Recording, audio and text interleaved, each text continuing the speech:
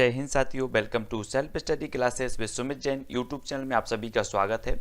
दोस्तों, बाल विकास में हमने दो टॉपिक क्लियर कर लिए हैं। बाल विकास की अवधारणा और अधिगम का जो है बाल विकास की अवधारणा एवं अधिगम से संबंध, इस प्रकार से वो अपना एक फर्स्ट टॉपिक क्लियर हो गया। दूसरा अपने बाल विकास को प्रभावित करने वाला कारक, वो भी क्लियर हो गया। अब तीसरा टॉपिक अपना अधिगम का अर्थ तथा सिद्धांत या सीखने का अर्थ तथा सिद्धांत, इसको आज हम पढ़ने वाले हैं। ठीक है, तो इस टॉपिक को हम विभिन्न जो है पार्ट के माध्यम से पढ़ेंगे और ये फर्स्ट पार्ट है, तो पूरे के पूरे पार्ट देखें और प्ले लिस्ट जरूर देखें। और जो भी साथी अभी तक टेलीग्राम ग्रुप में नहीं जुड़े हैं वो टेलीग्राम ग्रुप में जुड़ जाएं। टेलीग्राम ग्रुप में जुड़ने के लिए आपको सर्च करना है IAS स्टडी ट्रैक और ज्वाइन हो जाना है। ठीक है, सीखने के अर्थ तथा सिद्धांत के आज हम पढ़ने वाले हैं। ठीक है, अधिगम का अर्थ एवं परिभाषाओं के बारे में जानेंगे। सबसे पहले तो ये दोस्तों की वुडवर्थ के अनुसार अधिगम के बारे में विभिन्न जो है विद्वानों ने अलग अलग परिभाषाएं दी हैं।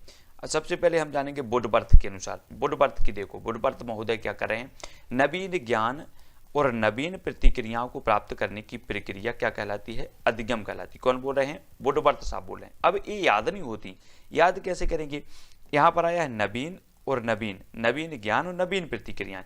तो आपको पता होगा दोस्तों कि जब हम लकड़ी जलाते हैं, लकड़ी यानी वुड जलाते हैं, तो नवीन नवीन एक लकड़ी जल जाती है, दूसरी नवीन लकड़ी लेके आते हैं, तो नवीन नवीन आ रहा है, तो नवीन नवीन हम वुड जलाते हैं, तो वुडवर्थ। ठीक है, ऐसे याद करना है। अगला देखो गेट्स एवं अन्य के अनुसार, देखो गेट्स से आपका गेट लगा लो, गेट अपना वो घर वाला गेट है ना। तो देखो ये क्या बोल रहे हैं, अधिगम अनुभव और प्रशिक्षण के परिणाम स्वरूप व्यवहार में परिवर्तन है। बिल्कुल है, कैसे, अनुभव शब्द आ रहा है यहाँ पर, अनुभव को पकड़ना है और आपको अनुभव जरूर होता है आपके घर के गेट लगाने के। तो गेट्स महोदय क्या कह रहे हैं, अधिगम अनुभव और प्रशिक्षण के परिणाम स्वरूप व्यवहार में परिवर्तन है, ये गेट्स महोदय ने किया है।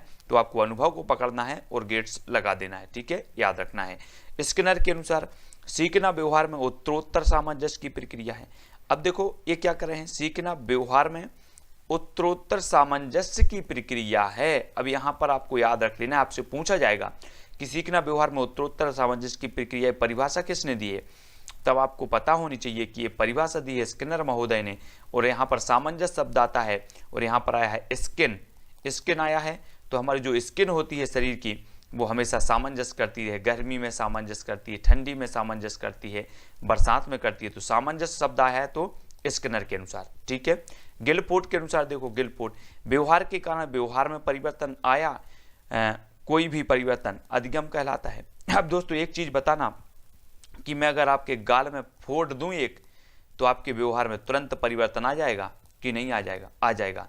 तो गिलफोर्ड महोदय कह रहे हैं अगर किसी ने गाल में फोड़ दिया तो व्यवहार के कारण, मैंने व्यवहार किया गाल में फोड़ने का और तुमने फिर गाल में फोड़ा तो व्यवहार में परिवर्तन आ गया, तो व्यवहार के कारण व्यवहार में परिवर्तन आया, कोई भी परिवर्तन क्या कहलाएगा, अधिगम कहलाएगा। तो इन परिभाषाओं को याद करना है, ये याद नहीं होती। एक छोटा सा आपको आइडिया दिया है, आपको व्यवहार में परिवर्तन कैसे हो रहा है आपको याद रख लेना है कि अगर कोई गाल में फोड़ दे तो व्यवहार में परिवर्तन हो जाता है। ठीक है, इस प्रकार से याद करना है। अच्छा लगे तो लाइक जरूर कर लेना दोस्तों। अधिगम की विशेषताएं देखो, सीखना संपूर्ण जीवन काल तक चलता है। सीखना क्या है, संपूर्ण जीवन काल तक, बिल्कुल सही है। सीखना, ये विशेषताएं आपको याद होनी चाहिए। आपसे पूछा जाएगा कि निम्न में से बताइए कौन सी अधिगम की विशेषता नहीं है, तब आपको पता होनी चाहिए कि सीखना संपूर्ण जीवन काल तक चलता है, सीखना व्यवहार में अपेक्षाकृत स्थायी परिवर्तन है, सीखना सार्वभौमिक है, सीखना विकास अभिवृद्धि है, सीखना अनुकूलन है, सीखना नयाकार है, सीखना अनुभवों का संगठन है, सीखना उद्देश्यपूर्ण लक्ष्योन्मुखी प्रक्रिया है, सीखना विवेकपूर्ण है, सीखना वातावरण की उपज है और सीखना सक्रिय, सीखना खोज करना है, सीखना व्यक्ति व सामाजिक दोनों है। तो ये आपको सीखने के बारे में याद रखना है। ठीक है, नेक्स्ट देखते हैं और भी महत्वपूर्ण चीजें। अगर दोस्तों थोड़ा सा भी आपको समझ में आ रहा है तो वीडियो को लाइक जरूर कर लेना और कमेंट के माध्यम से बताना सर कि हमें 5% समझ में आ गया है। अब अधिगम के प्रकार देखेंगे। अधिगम किए जाने वाले कार्य की प्रकृति के आधार पर अधिगम को 3 प्रकारों में बांटा गया है। काय के आधार पर, अधिगम किए जाने वाले कार्य की प्रकृति के आधार पर 3 प्रकारों में बांटा गया। एक तो शाब्दिक अधिगम, गत्यात्मक अधिगम और समस्या समाधान अधिगम। ये 3 प्रकार से बांटा गया कार्य करने की प्रकृति के आधार पर, है ना। याद रख लेना, ये अधिगम को इस प्रकार से 3 प्रकार में बांटा गया। और शैक्षिक उद्देश्यों के परिप्रेक्ष्य में अधिगम को 3 पक्षों में विभक्त किया गया। काय के उद्देश्यों में, शैक्षिक उद्देश्यों का आपसे पूछा जाएगा, शैक्षिक उद्देश्यों के परिप्रेक्ष्य में अधिगम को कितने भागों में जो है विभक्त किया गया, तब आपका उत्तर होगा 3, संज्ञानात्मक अधिगम, भावात्मक अधिगम, चेष्टात्मक अधिगम या क्रियात्मक अधिगम। ये 3 भागों में किया गया, याद रखना है, ठीक है, संज्ञानात्मक, भावात्मक और क्रियात्मक। अगला क्वेश्चन देखो, शिक्षण के स्तर के आधार पर अधिगम के 3 प्रकार हैं। आपसे पूछा जाएगा शिक्षण के स्तर के आधार पर अधिगम के कितने प्रकार हैं, तब आपका होगा स्मृति स्तर अधिगम, अवबोध स्तर अधिगम, चिंतन स्तर अधिगम। ये 3 प्रकार के स्तर अधिगम होते हैं, ठीक है। यहाँ पर देखो, स्मृति स्तर अधिगम, अवबोध स्तर और चिंतन स्तर, इस प्रकार के 3 होते हैं। काय के आधार पर? शिक्षा के स्तर के आधार पर अधिगम के 3 प्रकार होते हैं, ये चीज याद रखनी है, ठीक है। और भी देखते हैं महत्वपूर्ण चीजें, इन चीजों को अच्छे से पढ़ना है। यहाँ से एक एक फैक्ट को मैं आपको बता रहा हूँ जो आपको याद रख लेना है, ठीक है। अगला देखो, अगला जो अपना है टॉपिक वो क्या है, उसको अच्छे से देखना है इस प्रकार से। आचार्य एन गेने महोदय का आपने नाम सुना होगा। अधिगम की प्रकृति को समझने के लिए अधिगम को 8 भागों में विभक्त किया। मोस्ट इंपॉर्टेंट क्वेश्चन, एम गेने ने अधिगम की प्रकृति को समझने के लिए अधिगम को कितने भागों में विभक्त किया है, तो गेने महोदय ने किया है 8 भागों में, है ना। गेने मतलब क्या होता है? गिन, तो अपन को 8 तक गिनना है बस, है ना। तो गेने 8 याद रख लेना। विभक्त किया जो सोपान की क्रम में व्यवस्थित है, इस प्रकार से देखो, संकेत अधिगम, उद्दीपक अनुक्रिया अधिगम, श्रृंखला अधिगम, शाब्दिक अधिगम, बहुविभेद अधिगम, संप्रत्यय अधिगम, सिद्धांत अधिगम और समस्या संधि। अब यहाँ से क्वेश्चन आपका एक बनेगा, आपसे पूछा जाएगा निम्न में से बताइए कि ज्ञाने के अधिगम सोपानों में से एक नहीं है या फिर है। तो आपको पता होनी चाहिए अधिगम ने जो 8 सोपान दिए हैं, समस्या समाधान अधिगम, सिद्धांत अधिगम, संप्रत्यय अधिगम, बहुविभेद अधिगम, शाब्दिक अधिगम, श्रृंखला अधिगम, उद्दीपक अनुक्रिया अधिगम और संकेत अधिगम। इनको आपको पूरे के 8 याद रखना है, ठीक है। तब अगला देख लेते हैं, अधिगम को प्रभावित करने वाले कारक। देखो अधिगम को कौन कौन प्रभावित करता है, तो सबसे पहली बात आती है कि बालक का शारीरिक मानसिक विकास करता है, ठीक है। बालक जितना परिपक्व होगा उसका अधिगम उतना अच्छा होगा, है ना। तो बालक का शारीरिक मानसिक स्वस्थ करता है, शारीरिक एवं मानसिक थकान करता है, मानसिक थकान और शारीरिक थकान हो तो अधिगम में प्रभावित करेगा, है ना। कभी कभी हम सोचते हैं यार आज तो थकान है, आज हम पढ़ाई नहीं करते या कुछ भी है, तो अधिगम तो ऐसा होता है कि आप कहीं भी सीखते हो, पढ़ाई से संबंध नहीं है, बाकी है ना हर जगह। तो ये सारी की सारी शारीरिक मानसिक ये सभी करते हैं। विषय सामग्री का स्वरूप, सीखने की विषय सामग्री का स्वरूप भी आपको प्रभावित करता है। सीखने की इच्छा, आज मेरी सीखने की इच्छा नहीं है, तो सीखने की इच्छा, परिपक्वता, वातावरण, प्रेरणा, व्यक्तित्व, ये सभी क्या करते हैं, अधिगम को प्रभावित करते हैं। तो इनको याद रख लेना, आपसे क्वेश्चन आएगा निम्न में से बताइए कौन सा अधिगम को प्रभावित करने वाला कारक नहीं है, तब आपको पता होनी चाहिए ये पूरे के पूरे कारक, ठीक है। अधिगम की प्रभावशाली विधियां देख लो। देखो अधिगम की प्रभावशाली विधियों में सबसे पहले आती करके सीखना, दूसरी आती निरीक्षण करके सीखना, तीसरी आती परीक्षण करके सीखना, सामूहिक विधियों द्वारा सीखना, मिश्रित विधियों द्वारा सीखना, सीखने की स्थिति का संगठन करना, वाद विवाद द्वारा सीखना, सम्मेलन व विचार गोष्ठियों द्वारा सीखना, कार्यशाला में सीखना और खेल द्वारा सीखना। अब आपको पता होनी चाहिए अधिगम की प्रभावशाली विधियां कौन कौन सी, ये सारी की सारी विधियां आपको याद होनी चाहिए, ठीक है। अगला क्वेश्चन, अगला जो फैक्ट है अपना वो देख लेते हैं। यहाँ पर देखो, ये देखो अधिगम के क्या है, इसके अतिरिक्त वाचन विधि, प्रयास एवं त्रुटि विधि, पूर्ण विधि, अंश विधि, अंतराल विधि, सतत विधि अधिगम की अन्य विधियां, ये अधिगम की विधियां हैं। ध्यान देने योग्य बातें क्या है, अधिगम की विधियां कैसी हों। किसी भी देखो अगर आपसे पूछा जाएगा कि निम्न में से बताइए अधिगम की विधियां कैसी होनी चाहिए, तो किसी भी विषय का शिक्षण बच्चों के पूर्व ज्ञान एवं अर्जित क्षमताओं पर निर्भर करता है। सीखने की विधियां ऐसी हों जो बच्चों को सीखने में आत्मनिर्भर बनाए, बच्चे स्वतंत्र रूप से सीखने के लिए प्रेरित हों, वे सीखने में आनंद अनुभव करें, उनमें आपस में सहयोग की भावना हो। तो विधियां ऐसी होनी चाहिए शिक्षण की। अधिगम के सिद्धांत एवं प्रतिपादक याद रख लेना, मोस्ट इंपॉर्टेंट है। उद्दीपक अनुक्रिया सिद्धांत, ये किसने दिया है, थार्नडाइक महोदय ने दिया है, ठीक है। किसने, थार्नडाइक महोदय ने, याद रख लेना। क्लासिकल अनुबंधन सिद्धांत, ये पावलोव ने दिया है। किसने, पावलोव। आप पाव खाने जाते हैं तो पाव आपको क्लासिकल खाना है, कैसा खाना है, क्लासिकल पाव खाना है, पाव भाजी वाला पाव, तो पाव खाना है क्लासिकल, ठीक है। क्रिया प्रसूत अनुबंधन सिद्धांत, ये किसने दिया है, तो क्रिया प्रसूत अनुबंधन सिद्धांत है दिया है स्किनर ने, और यहाँ पर आया है स्किन। और स्किन दोस्तों हमारी पूरी क्रिया करती रहती है, हमेशा क्रिया करती रहती है हमारी स्किन। तो क्रिया प्रसूत अनुबंधन सिद्धांत किसने दिया है? स्किनर ने। ठीक है। सीखने का प्रबलन सिद्धांत एक क्लार्क एवं हल ने दिया है। अगर दोस्तों आपसे कोई सवाल हल करते बनता है या आप किसी मैं पूछूं प्रश्न आप बता दो उत्तर, तो आपके अंदर एक प्रबलन जो है जागता है। तो प्रबलन सिद्धांत कौन ने दिया? हल ने दिया है, याद रख लेना। समीपता अनुबंधन सिद्धांत ये दिया है एडविन रे गुथरी ने।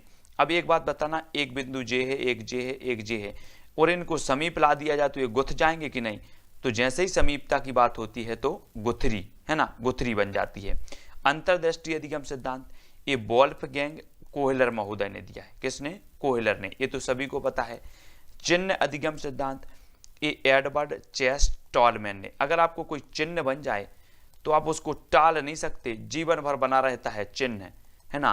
तो चिन्ह याद रख लेना, जैसे अपन को कुछ लग जाता है या कुछ घाव हो जाता है तो वो जीवन भर चिन्ह रहता है, तो चिन्ह को टाल नहीं सकते। तो चिन्ह अधिगम सिद्धांत टॉलमैन। अधिगम का क्षेत्र सिद्धांत कुर्टलेवेन ने ये दिया है। ठीक है, याद रख लेना, अधिगम का क्षेत्र सिद्धांत दिया है कुर्टलेवेन ने। ठीक है, कुर्ट से बनेगा कुर्ता लेने, कुर्ता लेने नहीं आ रहा, कुर्ता लेने, तो हमें क्षेत्र में जाना है, का लेने, कुर्ता लेने। तो याद रख लेना, कुर्टलेवेन जाना है विशेष क्षेत्र में, है ना, उस क्षेत्र में जाना है, इस क्षेत्र से। सामाजिक अधिगम सिद्धांत अल्बर्ट बंडूरा ने दिया है। बंडूरा, है ना, बंडूरा से आपको नहीं लग रहा भंडारा, भंडारा, बंडूरा यहाँ से लिखा था भंडारा, तो समाज में क्या होता है? भंडारा होते रहते हैं, तो भंडारा से याद रख लेना बंडूरा। अल्बर्ट बंडूरा ने सामाजिक अधिगम सिद्धांत दिया है। मानवतावादी से अधिगम सिद्धांत ये अब्राहम मैस्लो ने दिया है, मैस्लो साहब ने। ठीक है, और सूचना प्रक्रिया अधिगम सिद्धांत कार्ल रोजर्स ने दिया है। ठीक है, काल की सूचना अपन को मिल जाती कि नहीं? काल जो है सूचना मिल जाती है, आज की सूचना काल जरूर मिलती है। तो सूचना प्रक्रिया अधिगम सिद्धांत कार्ल रोजर्स, है ना, किसी किसी को रोज मिलती है, किसी को काल मिलती है, तो सूचना रोज भी मिलनी चाहिए, कल की, तो कार्ल रोजर्स, रोज मिलनी चाहिए, इस प्रकार से। संज्ञानात्मक अधिगम सिद्धांत जेराम ब्रूनर ने दिया है। तो याद रख लेना, जब किसी किसी पर संज्ञा नहीं बनती, संज्ञा, तो बोलते हैं जयराम, जयराम, है ना, जयराम करो यार, या जयराम जी का नाम लेकर आप संज्ञा को पढ़ोगे तो आपको याद रखेगा जेराम ब्रूनर, है ना। आधुनिक संज्ञानात्मक सिद्धांत डेविड आशुबेल, आशुबेल, ये याद रख लेना है। किसी किसी को संज्ञा पढ़ने में, आधुनिक जो संज्ञा है वो कठिन हो गई है, आधुनिक संज्ञा, और आंसू आ जाते हैं अब तो संज्ञा पढ़ने में, तो आशुबेल। ठीक है, अनुकरण अधिगम सिद्धांत मिलर डोलार ने दिया है। अनुकरण अधिगम सिद्धांत किसने दिया? डोलार ने, याद रख लेना। और निर्माणिक अधिगम सिद्धांत सिमोर पेपर्ट ने, निर्माणिक, है ना, याद रख लेना, याद रखो, पेपर का हम क्या करते हैं? निर्माण करते हैं, पेपर्ट, सिमोर पेपर्ट का निर्माण करते हैं। और अगर आपको पेपर का, आप जो भी एग्जाम का पेपर दे रहे हो उसका निर्माण करने मिल जाए तो आप क्या करोगे? निर्माणिक अधिगम सिद्धांत का प्रतिपादन कर दोगे पेपर्ट से। अच्छे शिक्षक के गुण देखो, आपसे पूछा जाएगा निम्न में से बताइए कौन सा अच्छा शिक्षक का गुण है या नहीं है, तो अच्छे शिक्षक के गुण में आ जाएगा गतिविधियों के निर्माण की क्षमता, स्पष्ट निर्देश, बच्चे की मानसिक क्षमता पहचानना, है ना, निरंतर सीखने वाला हो, है ना, और विषय वस्तु को पर्याप्त ज्ञान हो, उसको से झिझक ना हो, पूर्व ज्ञान से जोड़ने का कौशल हो, शिक्षण पूर्व योजना, वक्त के साथ श्रोता भी हो, भय मुक्त कक्षा हो, और पूर्वाग्रह मुक्त हो, और पक्षपात रहित हो। तो ये शिक्षक के क्या माने जाते हैं? गुण माने जाते हैं, इनको आपको याद रखनी है। और भी कुछ महत्वपूर्ण चीजों के बारे में पढ़ लेते हैं, कुछ परीक्षा उपयोगी तथ्य पढ़ लेते हैं। अधिगम, अनुभव और प्रशिक्षण के परिणाम स्वरूप व्यवहार में परिवर्तन है, एक कथन किसका है? गेट्स का। देखो गेट्स आ गया, अनुभव की बात आ रही, अब अनुभव आया तो आपको याद आ गया कि मुझे गेट्स खोलने का बहुत अनुभव है, तो गेट्स। व्यवहारिक क्षमताओं में वह सापेक्ष स्थायी परिवर्तन जो कि प्रचलित अभ्यास का परिणाम होता है उसे कहते हैं, तो उसे अधिगम कहते हैं। ठीक है, व्यवहारिक क्षमताओं में सापेक्ष स्थायी परिवर्तन जो कि प्रचलित अभ्यास का परिणाम है उसे अधिगम कहते हैं। अनुभव द्वारा व्यवहार में परिवर्तन एक क्या कहलाता है? सीखना। सीखने का सर्वाधिक उपयुक्त अर्थ क्या है? व्यवहार में परिमार्जन। ठीक है, सीखने का क्षेत्र क्या है? तो भावात्मक होता है सीखने का क्षेत्र। सीखना व्यवहार में उत्तरोत्तर सामंजस्य की प्रक्रिया। देखो सामंजस्य आ गया तो एक स्किन की बात आ गई ना, हमारी स्किन क्या करती है? सामंजस्य करती रहती है, तो याद रख लेना। नवीन तथा नवीन आ गया तो आपके मन में आ गया होगा कि हम नवीन क्या जलाते हैं? वुड जलाते हैं।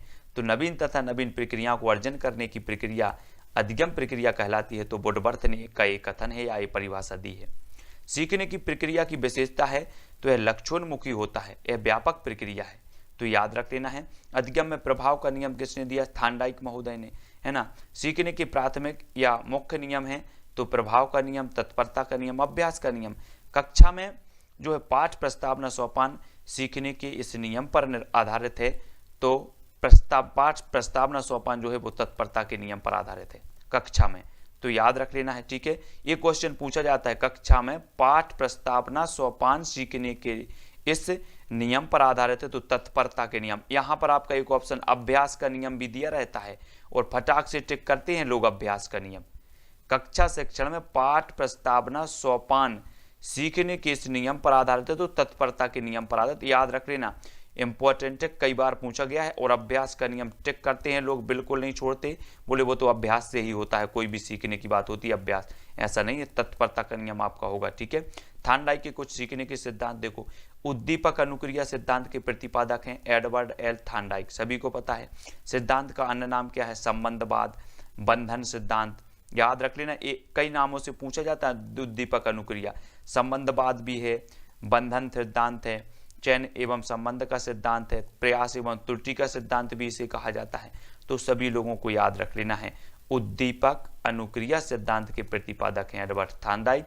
और याद रखना है थार्नडाइक की पुस्तकें देखो, एनिमल इंटेलिजेंस और शिक्षा मनोविज्ञान, है ना। और थार्नडाइक ने प्रयोग किया है बिल्ली, चूहा, मुर्गी पर किया है ना। उद्दीपक अनुक्रिया सिद्धांत के अनुसार अधिगम की प्रक्रिया के दौरान उद्दीपक तथा अनुक्रिया के बीच बंधन अथवा संबंध बनते हैं। थार्नडाइक के अनुसार किसी भी कार्य की क्रिया के लिए उद्दीपक को होना आवश्यक है, जिसके कारण अनुक्रिया होती है, उसे उद्दीपक अनुक्रिया बंधन कहते हैं, ठीक है। तो दोस्तों आज के लिए बस इतना ही, आज हमने यहाँ पर पढ़ा है। कल की वीडियो में, नेक्स्ट वीडियो में हम इसका पूरा थार्नडाइक का प्रयोग पढ़ेंगे, थार्नडाइक का पूरा सिद्धांत पढ़ेंगे, ठीक है। यहाँ पर जो दिया है थार्नडाइक का प्रयोग, रेखा चित्र, बिल्ली, पिंजरे, ये किस प्रकार से थार्नडाइक के मुख्य नियम किस प्रकार से कार्य करते हैं, ये सारी की सारी पढ़ेंगे। आज की वीडियो के लिए बस इतना ही, ज़्यादा नहीं होना चाहिए, ज़्यादा मटेरियल आपकी बोर करने वाला होता है, तब आपको वीडियो को लाइक जरूर करना है। इसके पहले के बहुत सारे पार्ट डले हैं, उन पार्टों को सभी लोगों को देखना है, ठीक है। और वीडियो को लाइक करके अपने मित्रों तक शेयर करना है। दोस्तों वीडियो कैसा लगा कमेंट के माध्यम से बताएं, और आप हमारे टेलीग्राम ग्रुप से अवश्य जुड़ें। टेलीग्राम ग्रुप से जुड़ने के लिए आपको टेलीग्राम ऐप डाउनलोड करना है, फिर उसमें सर्च करना है IAS स्टडी ट्रैक और ज्वाइन हो जाना है, ठीक है। तो आज की वीडियो के लिए बस इतना ही,